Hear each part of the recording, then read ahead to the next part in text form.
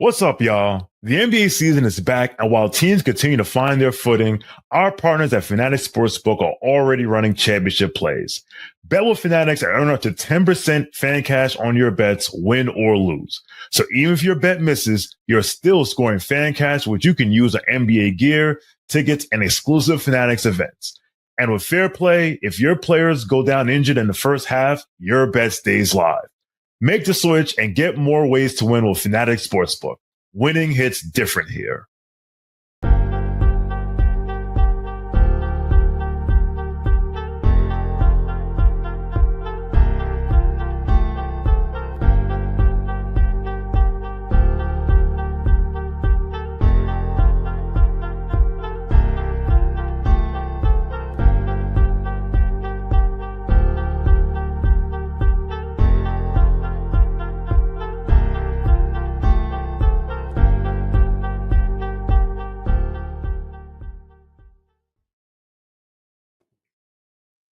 Hey there, Knicks fans. How you doing? It's your boy, Jonathan Macri, with you for another edition of the Knicks Film School Podcast, here with our weekly recap. I am joined by Jeremy Cohen. And I only have one question for Jeremy. This is going to be the only question I ask him the entire show. He has 40-some-odd minutes to answer it. Jeremy, if you were Landry Shamet, would you have gone to sleep yet? Got a game on Monday. On to the next one, right? You're just thinking so in the moment. How many times in your life are you going to get this opportunity if you're Landry? It's a great feeling. He had that. He celebrated it. We're going to celebrate it. On to the next one. So I would hope he would have gone to sleep. It's been a while also. If he's still up, it's probably what, at least 60 hours awake? What's the... barring a nap? I mean, unless he does the stuff that... oh my God, it was that stupid book that I read in college. There's some method where you could like sleep like for you sleep for like a half an hour or 45 minutes, and then you stay up for like the next 4 hours, and then it's another half hour, 45-minute nap, and then it's another 4 hours. Maybe he'd do that. What is the longest like you've ever stayed up, or like the latest you ever went to bed? I've pulled literal all-nighters. Yeah, but then when did you go to sleep? I'd say it's at least 30 hours sometimes. You've stayed up for 30 consecutive hours? It wasn't exactly by choice. Like for example, if I don't sleep well before I have an early morning flight, and I travel for work. So if I take the earlier flight out, I'm lucky if I get sleep. So there are times where for an early morning flight, I'm just like, you know what? Screw it. I can't get to bed at 11 or 12, and I'm too anxious about waking up. So I just stay up. I don't want to do that. And then hopefully I sleep on the flight. But what if I don't? It's not about want. It's about ability. Like I've definitely slept, like there's definitely been like 40-hour periods in my life where I've slept like an hour and a half or 2 hours. But like if I'm thinking, like if you get up at like 7 or 6, to stay up for 30 consecutive hours means that you will not go to bed until like 2 the next day. I don't think I could do that. I've never done it. I don't recommend not sleeping. Really? Yeah. John, I don't know if you know this, because you sleep a lot. It seems like you get a lot of beauty sleep. So you should try to continue with that, actually, of getting that rest. But yeah, when you don't have sleep, it can mess with you. So I hope for Landry's sake that he has gotten sleep. I'm just saying, like, he did this on Friday night. He had Friday night to enjoy.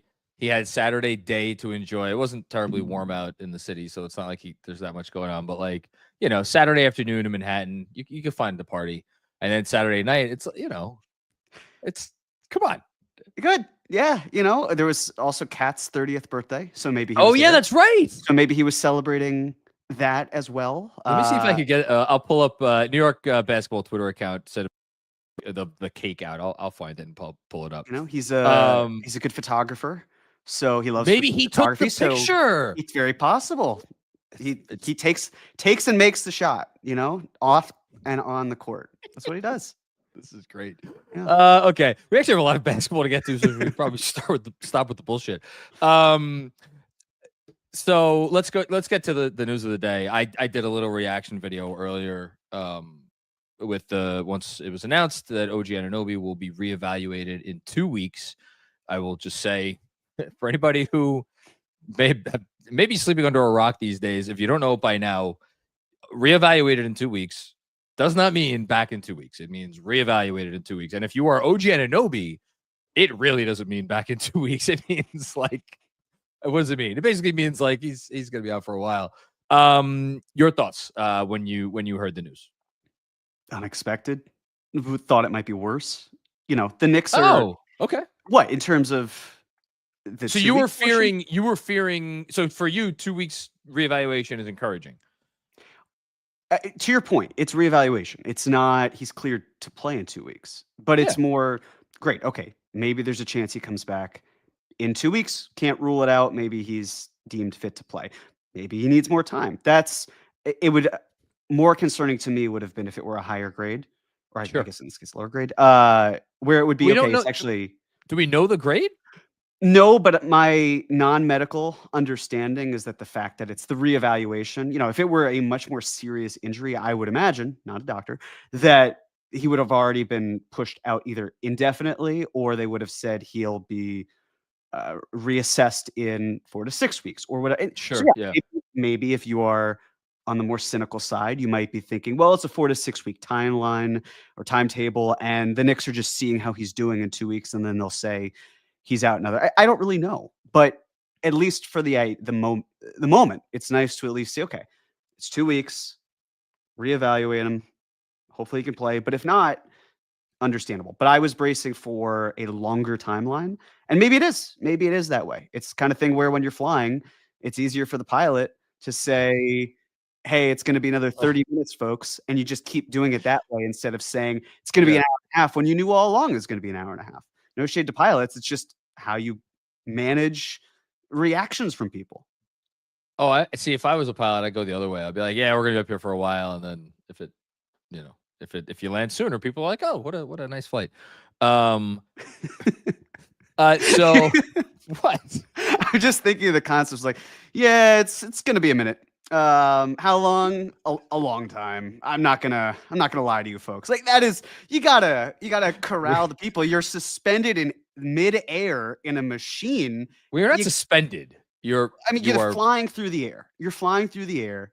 Some people aren't crazy about travel, and you're just like, folks. So it's gonna be a really long time. Don't worry, we're running out of fuel.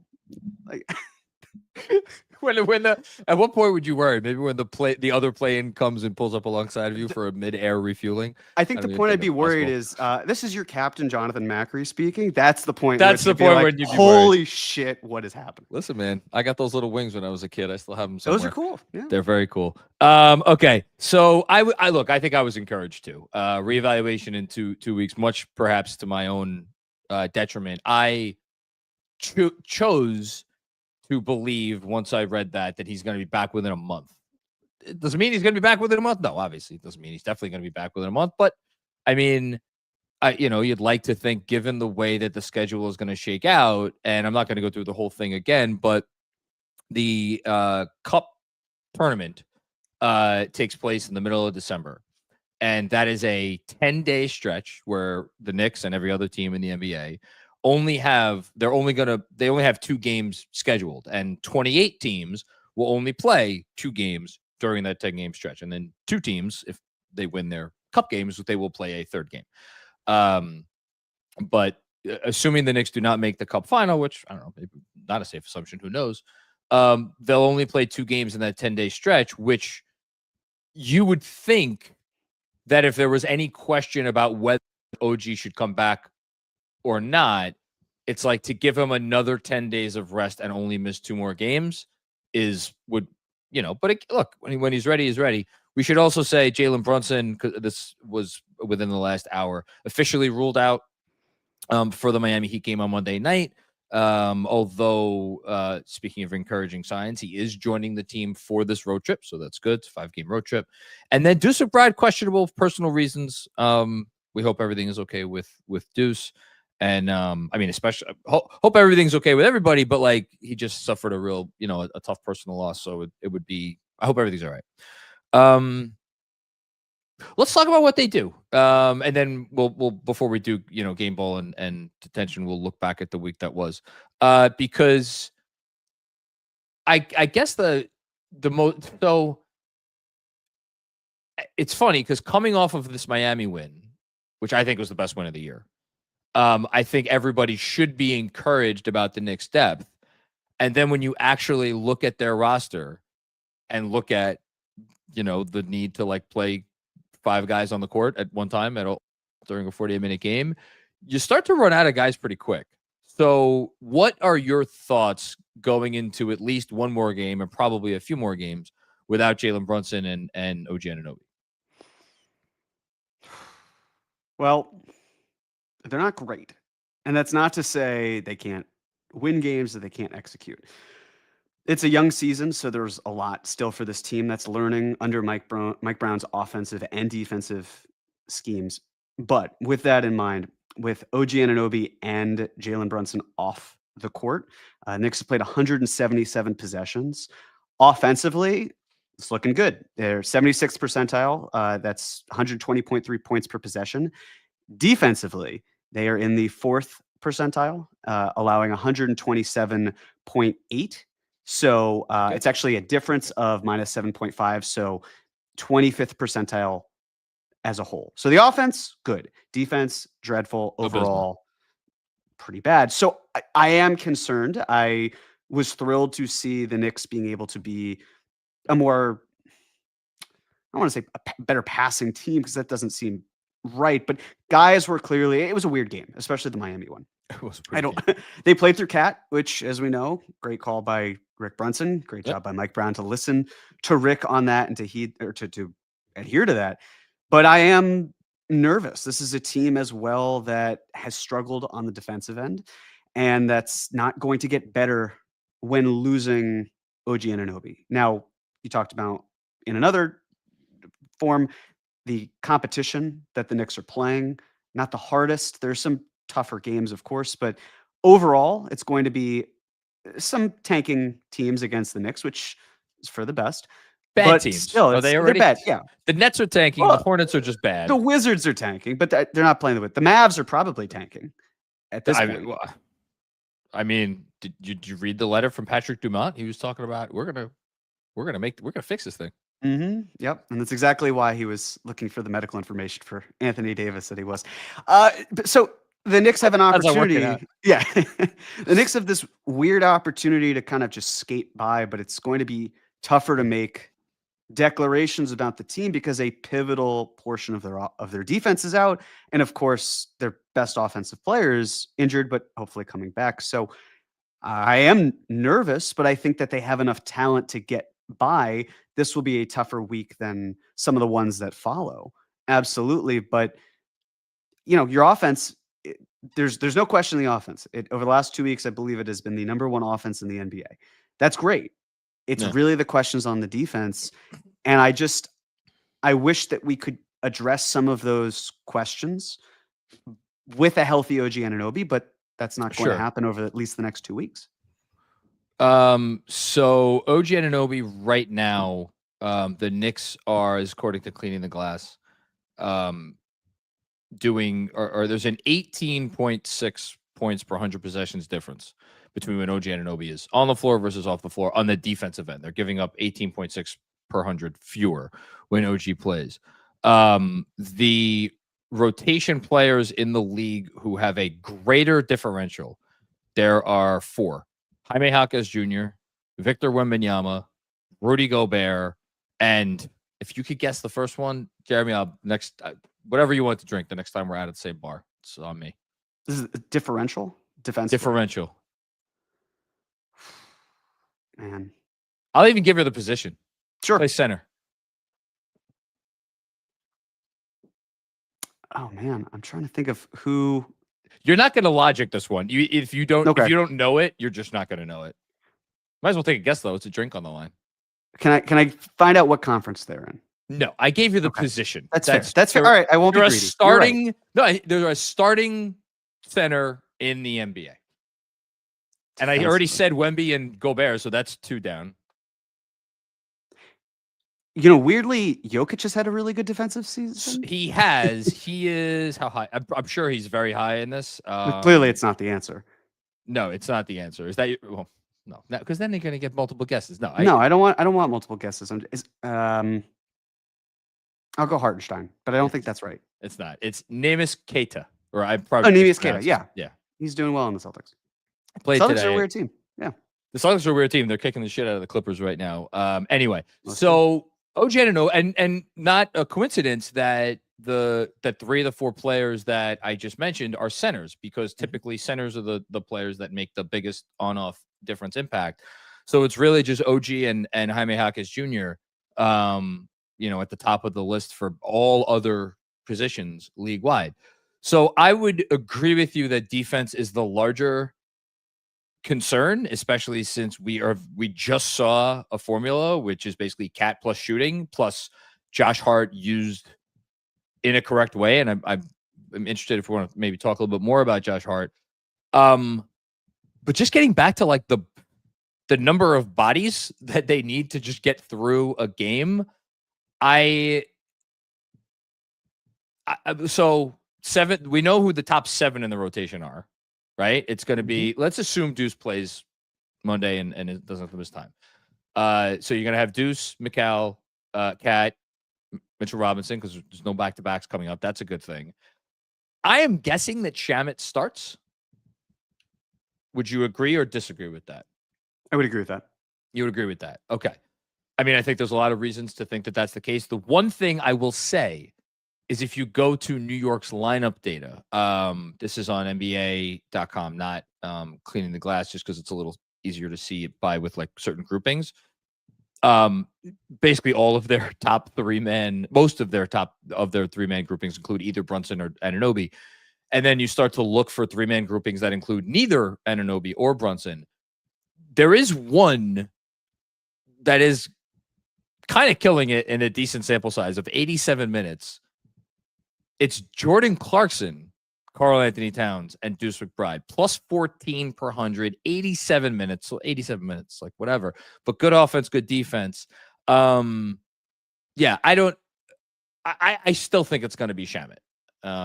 But would it shock you if it was Clarkson starting for OG?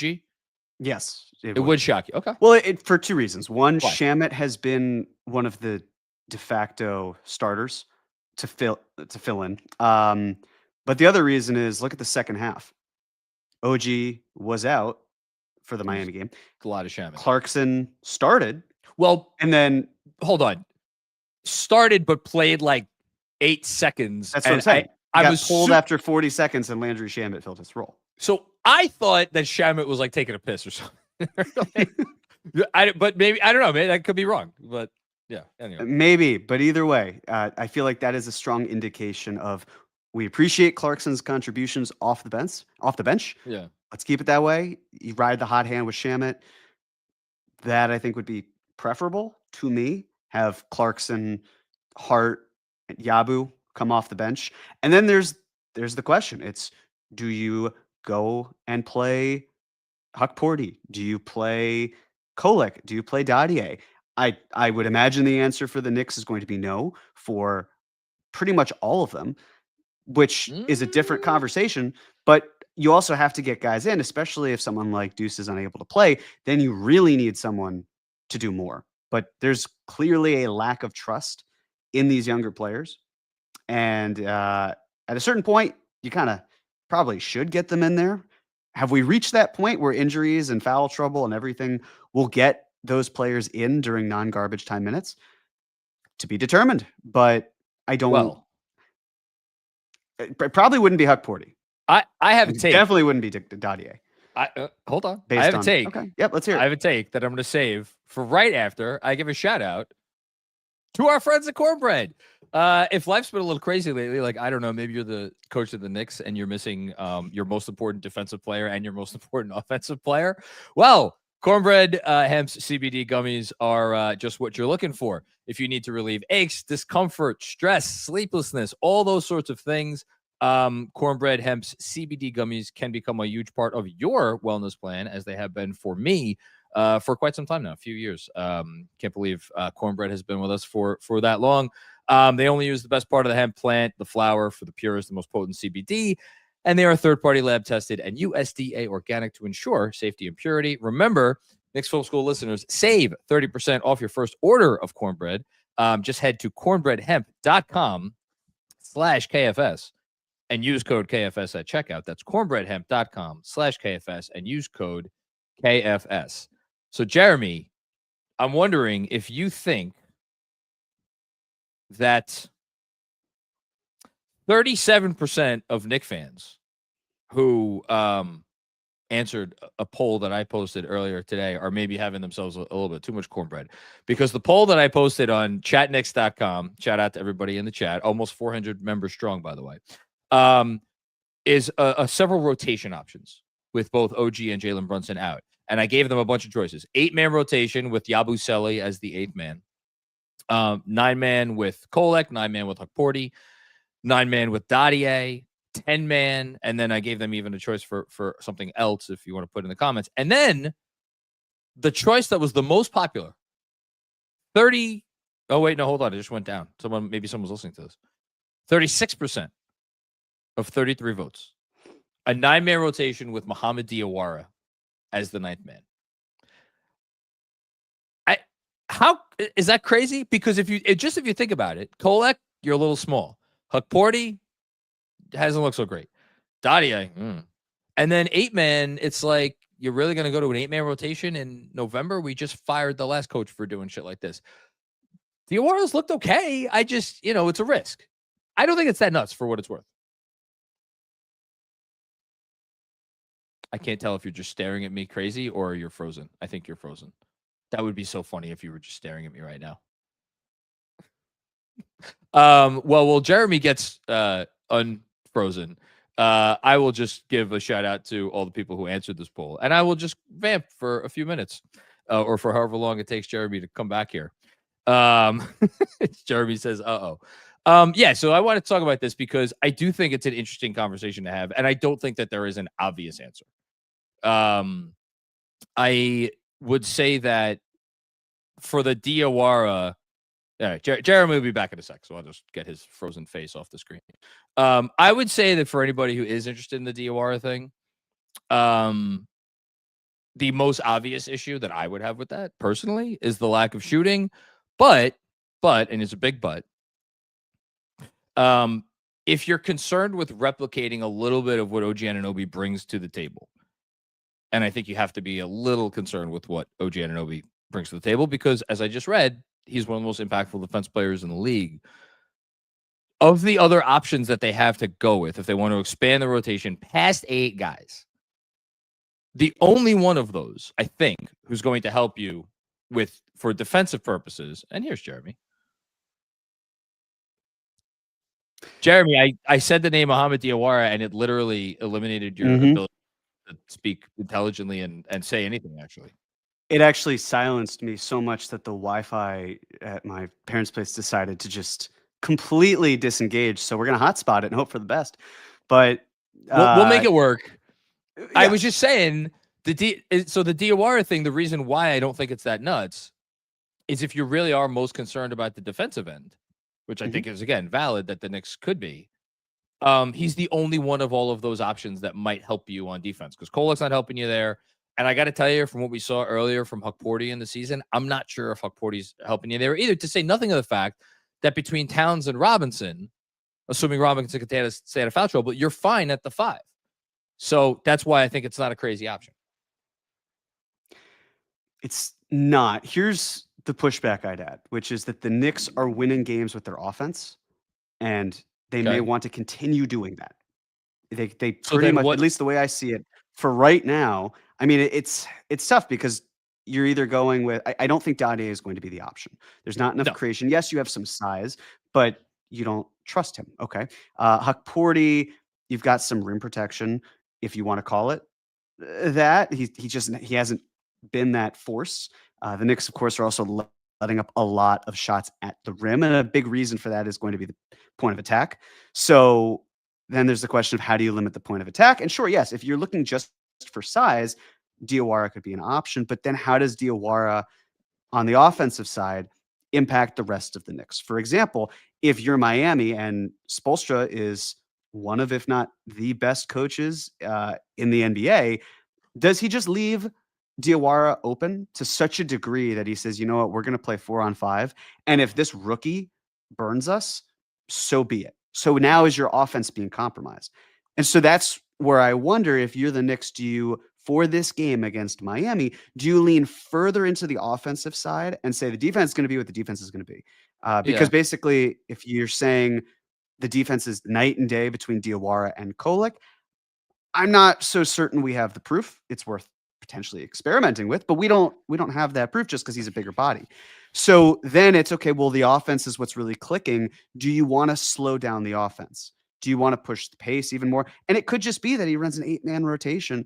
And Mike Brown runs an 8-man rotation and says, let's see where we get to Jalen Brunson for Dallas and get him back there. And then it's back to a 9-man rotation where we didn't even need to involve any of these players.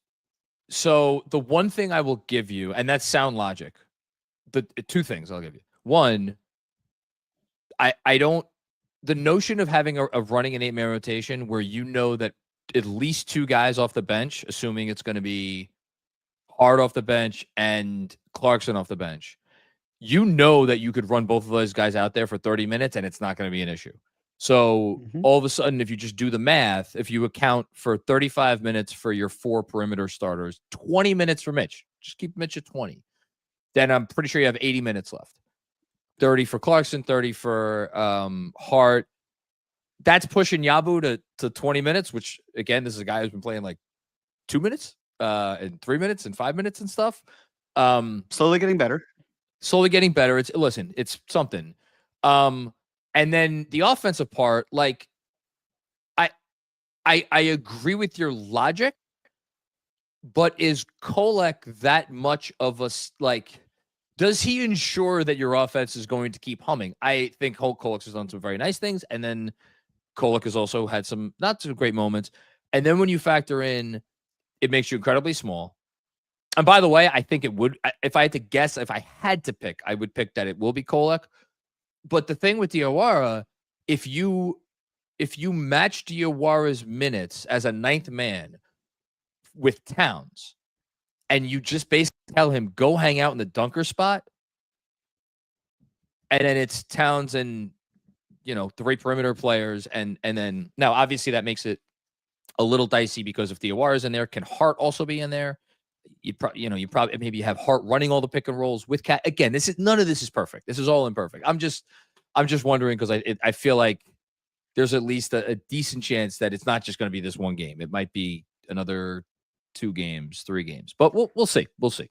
Take each as it goes, but I would recommend an 8-man rotation for this specific game against Miami. Listen, you have not won a game away from MSG, but you've only had 3 tries. One of those 3 tries was in Miami, where you are going back. The Knicks will have played between the day after the Magic game, really, so that Thursday until Wednesday night, 2 games. They're fresh. They're healthy. At least the ones who are able to play, assuming they are. So I'd recommend going 8. And then from there, assess. Okay.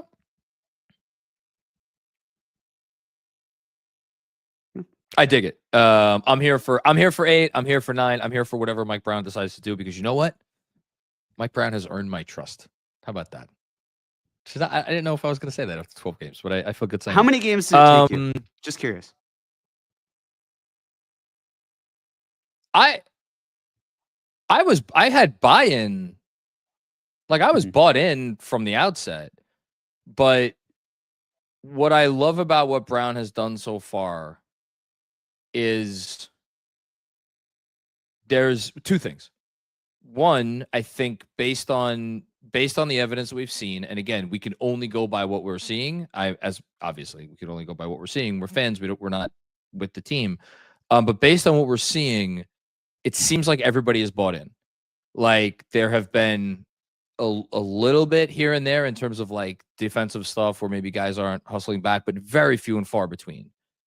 And I don't me personally, others may feel differently. I don't attribute the defensive issues to like they're out there dogging it or they're not giving their all. I think they're working out the kinks. And then that's number one. And number two, he's just everything he's doing pretty much logically adds up for me in my head, to the point where we've joked about it a few times where it's like you're sitting there watching the game and be like, man, why aren't they doing this? And then Mike Brown does the thing that you're thinking. That's happened a lot and it's worked more often than not, So I don't know. What is there to complain about? There's one thing to complain about. What's that?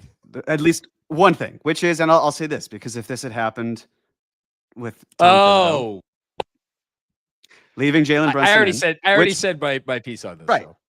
Exactly. But I hadn't gotten the chance, so I just wanted to put it out there. Where, just saying, I mean, if Tibbs were there, I probably would have also been like, what are you doing, man? Why are you, the game really isn't that close, but yes, it is within reach, but at the same time, Mike Brown did it. It doesn't excuse it. It also, I get it. It's the tough spot of when do you admit that a game is over? Yeah. And your mileage may vary based on it. But for Tibbs, it was so Tracy McGrady pilled that it felt like every single time was fight till the last second. And there are times, of course, where, but even in this case, for those who might think, well, you're close enough. All it just takes is a few bounces. Things are fine. It just seemed like it was unnecessary.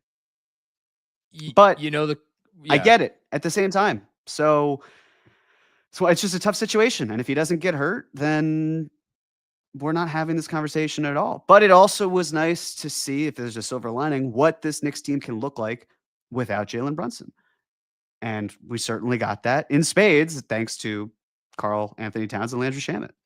So it's funny you say that, because that's a perfect transition to Game Ball, which we give out every week to one player, coach, or entity that deserves special recognition for their accomplishments over the past week.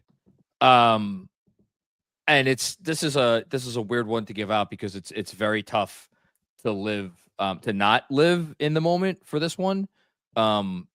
Because the game that we just watched was so overwhelming and was just in so many ways the game of the year. And I would not surprise me if when we do our top 10 at the end of the year, playoffs included, it would not surprise me if that game was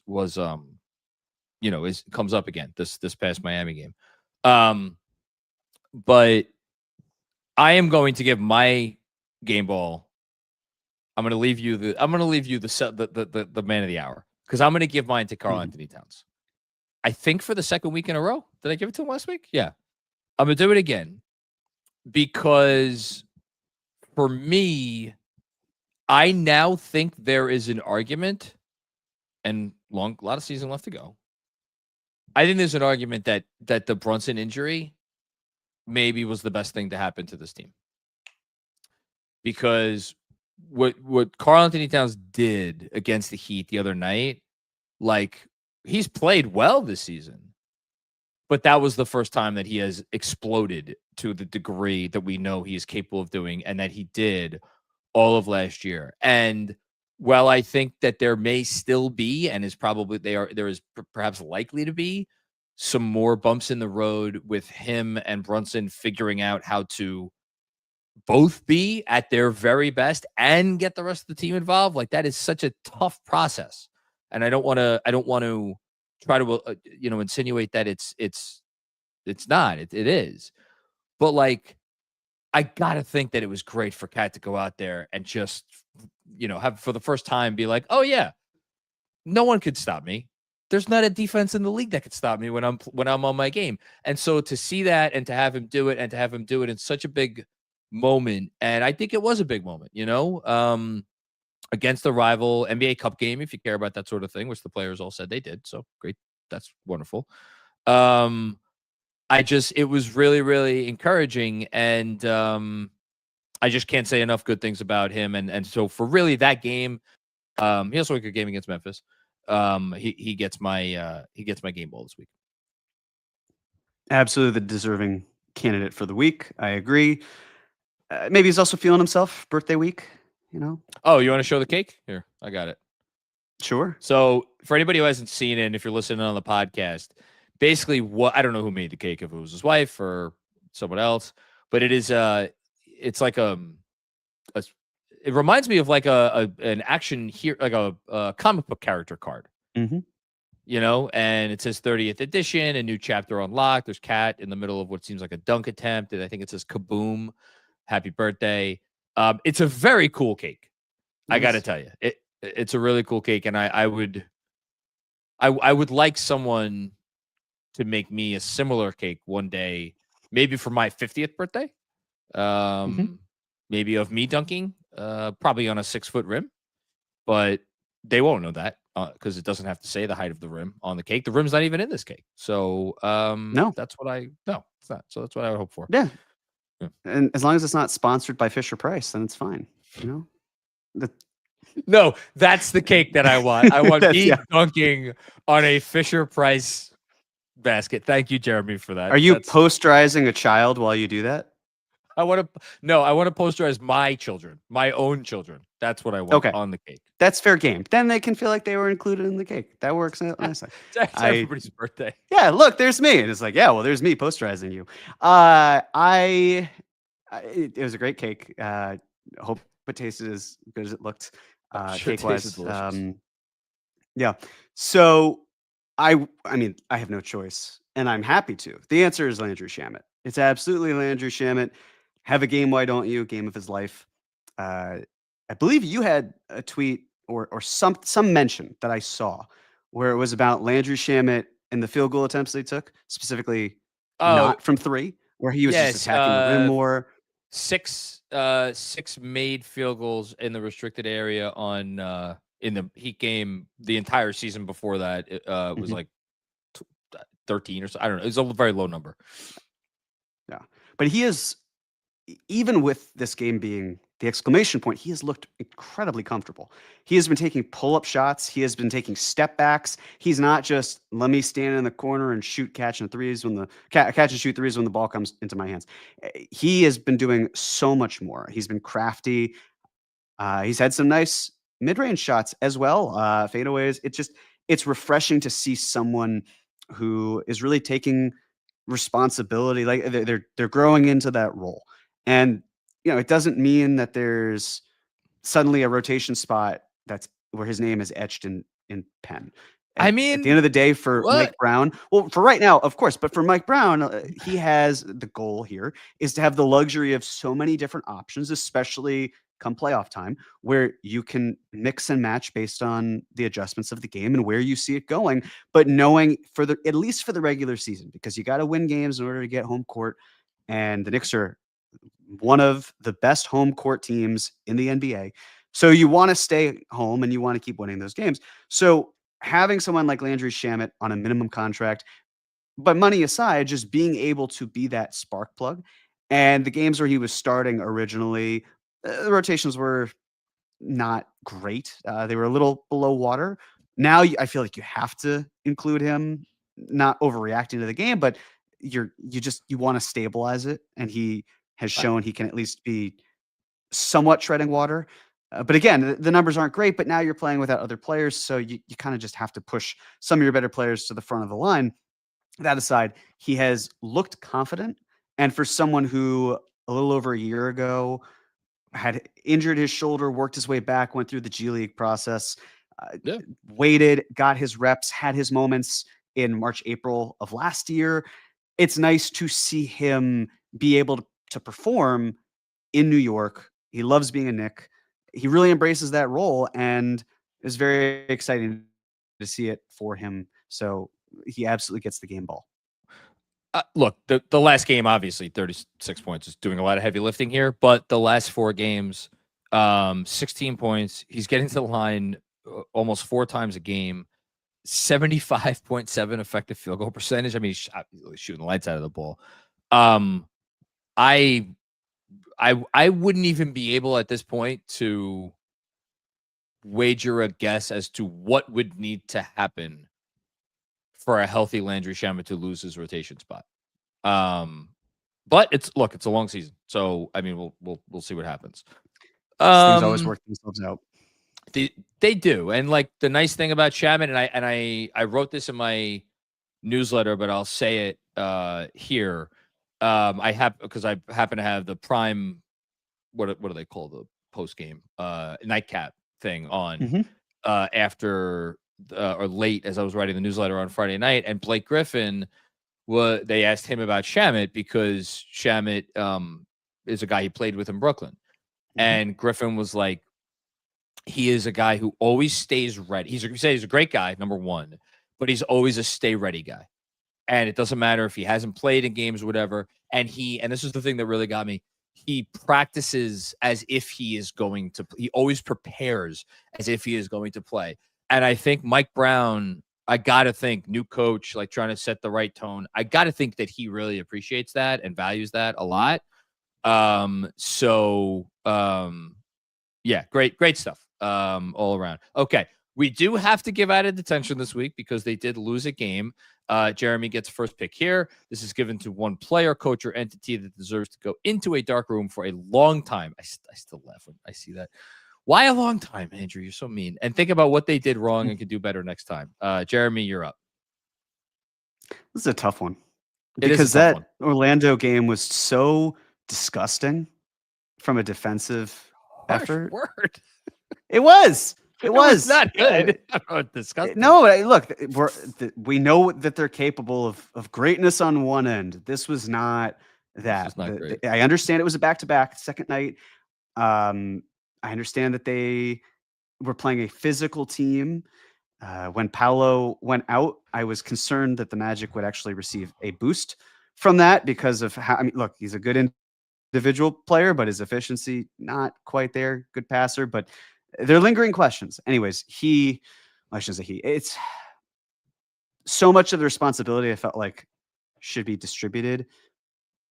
It was both Hart and Bridges who sat the entire fourth quarter, correct? Bridges played 2 minutes like in the fourth quarter. Minute? Yeah. Hart, I honestly, I don't remember. He may have sat the fourth. I don't think he didn't play a lot in the fourth. Let's just say that. I thought he also missed another. Either way, it's kind of a take your pick. I'll go with Bridges in this case. Again, had some other nice moments this week, but just didn't bring it. You're playing a team that is physical, that has a lot of length, and if you're not going to defend Franz, who looked like, I understand other players are matched up with Franz, but Franz was the best player on the court. If you're not going to contribute on the defensive end, and you're certainly not adding on the offensive end where you are needed, then I think you have to shoulder the blame. And I know it's tough because in a 2-1 week, I didn't feel like anyone in particular deserved to be selected. I felt like it really was more of a group effort. But if there had to be one player this week, it would be Bridges. That's fair. I mean, he was exceptional defensively against Miami. And I think he's been just pretty steady the whole way through. 7 steals, 2 blocks. Pretty good. Yeah. Pretty good game. Which it's the challenge. He's still like, to your point. Yeah. I don't feel good saying it, but I don't think anyone deserves a detention for this week. I give it to Brown for leaving Brunson in the game. I'm not going to do that. I'm going to try to use my detention for motivation purposes. I am going to give my detention collectively to Pacome Dadier, Ariel Hukporti, and Tyler Kolek. The Knicks spent 3 draft picks on these guys in last year's draft. And I'm not going to do the AJ Mitchell thing right now because 1, why? But 2, it's never fair. It doesn't matter. Like you may have had 2 picks in that area to get on a GM for not taking a guy who went 34th or 35th or whatever the hell he went. It's like these guys don't have crystal balls. I understand the Thunder are very, very good at this, and it's annoying for the rest of the league. But I'm not giving it to Leon Rose either. Look, you 3 kids. Some of them are not really kids, but you 3 guys, like, give your coach a reason to put you in the game. Your team needs you right now. And the fact that there's more Knicks fans out there who want to give Mohamed Diawara, who I like Mohamed Diawara, and I think is a wonderful lump of clay and might be something in a few years. But the fact that there's more Knicks fans out there who want to give Mohamed Diawara a run than any of you 3 guys, that's a problem. And you just caused me to dip back into my Staten Island accent. So for that reason alone, you get the detention for the week. There you go.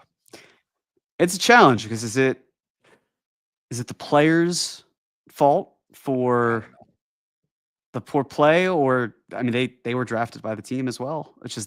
It's tough either way, you know. I do wish, of course. You want to throw Leon Rose in there too? Look, there's got to be ownership of the fact that the Knicks didn't get or haven't gotten anything out of the 2024 draft, especially trading up for Tyler Kolek. What I will say is that the one thing about Dadier, with how the salaries worked out, getting him on the 80% as opposed to 120 or 100% of his salary, saved room to get you Karl-Anthony Towns because you needed that cushion. So that was good. That helped out. So perhaps if you get a player that is, I don't want to say better, but if there was a player that wasn't willing to accept that, how do you manage? Yes, it's important for them to see time, but when I say it's important for them to see time, I mean it's important for them to be good enough to see time. But at the same time, how do you get the time? How do you balance? Right? How do you balance winning and development? It's very difficult to do both. A place like Oklahoma City, they do it quite well.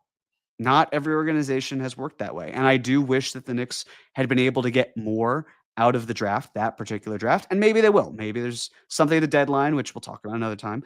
But the Knicks have found value in pretty much each of their drafts or using their draft picks. When you think about it, right? Like the 2020 draft, up until different story. Up until this point, Quick was in. Yes, up Quick until was this point, part of getting you OG trading out of the draft. I understand Jalen Williams, but that still also gave you picks to help get you other players like Cat, for example. Josh Hart was a key piece, is a key piece. Use that pick. So they have been able to work through it. And of course, getting Mikal Bridges, that's another story. So you want to get an ROI on these guys. The problem is they haven't forced the issue. And the Knicks at this point haven't been able to draft and pick good enough talent to help them stay in it right now, which is why we're even having the conversation. I wish that it could be with the poll that you had, that the poll didn't even exist, because it would have been so obvious for us, because there would have been a standout player that could be there, but there hasn't been. So I hear you. I wish that those players were able to contribute. We'll see if Mike Brown includes them. I do also, not to backtrack, I'll still stick with Bridges as detention. I do feel like OG really poor game against Orlando as well. And if we're talking physicality.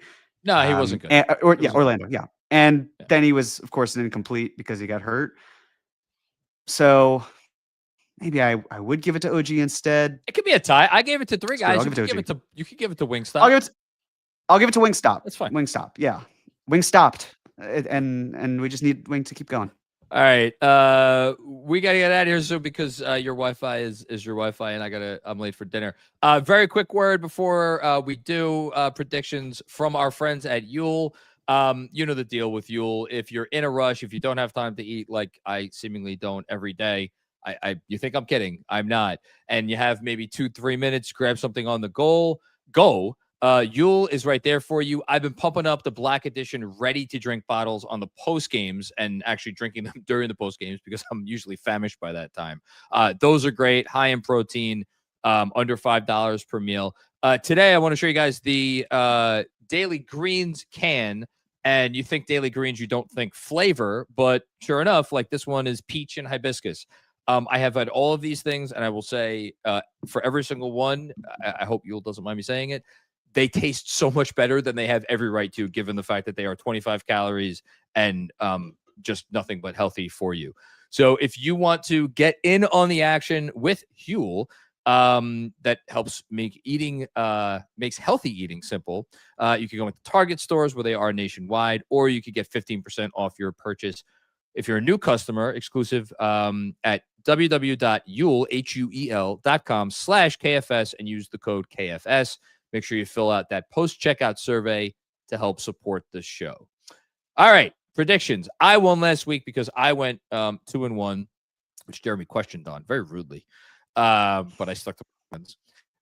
3 more games this week. We got Monday night in Miami, Wednesday night in Dallas, and there was just a bunch of news drops from all of the national beat reporters that Anthony Davis will be out another 7 to 10 games, so no AD for this game against the Knicks. And then after 2 days off, that'll be nice to face them not on a back-to-back, but after 2 days off, maybe the return of Jalen Brunson. We'll see. Face the Orlando Magic in a rematch that I'm sure the Knicks will be ready for. I am going to be positive. I'm going to go 2-1. I could be positive and go 3-0, but it's tough for me to envision them winning all 3 games on the road, which leads me to 1-2 or 0-3. I am not going 0-3. Well, why would 1-2. Yeah. Right. No, I think I thought about 1-2, and then I'm like, you know what? Let me do what I usually do, which is put Jeremy in a tough spot. I know sometimes I go with the lower one, so if I lose, at least I'm still happy because it means that they have won more games. But I don't know. I have faith. I have faith after what I just saw. And actually, I'll tell you this, it would not if I had to predict it, and I don't have to predict it, I would predict they lose against the Heat and then beat Dallas and beat Orlando would be my prediction. But we'll see. Hopefully you win. I hope I win too. All right. That's it. Anything we forgot? No, just one thing. Keep Yes. your eyes peeled maybe this week for some merch. Got some new merch coming. So Very nice. Very exciting. we'll see. I'm excited about that. I always love getting our own merch because I feel like I run out of stuff to wear. So keep an eye on that. We are announcing our winner for the anybody who filled out the survey. That's going to be tomorrow on the post game. Stay tuned for that. We also got something else that 99% sure we're going to go forward with and is very exciting that will also be announced on the post game tomorrow. So everybody check out the post game tomorrow because there'll be some good stuff going on there. And shout out, last but not least, to everybody who showed up to our watch party at Slattery's Midtown Pub. Massive response. Shout out to all the KFS people who made that happen. Sean, Jeff, Mensa. I'm sure I'm forgetting some people. Everybody had a part in that. You, Jeremy. I didn't really. No, it was truly Sean, Jeff, and well, Mensa. They did great. Well, thanks to all of them. And again, thanks to everybody who showed up. We'll let you know when we're having another one of those, but it won't be too long. I think that's it. Thanks everybody for checking out another episode of the Knicks Film School Podcast presented by Fanatics Sportsbook. We will be back with more fun and games before you know it. Peace out. Must be 21 or over? Gambling problem? Call 1-800-GAMBLER. Connecticut, call 888-789-7777. Massachusetts, call 800-327-5050. New York, call 877-8-HOPE-NY. Maryland, visit mdgamblinghelp.org. Not available in all states. Terms apply. See Fanatics Sportsbook app.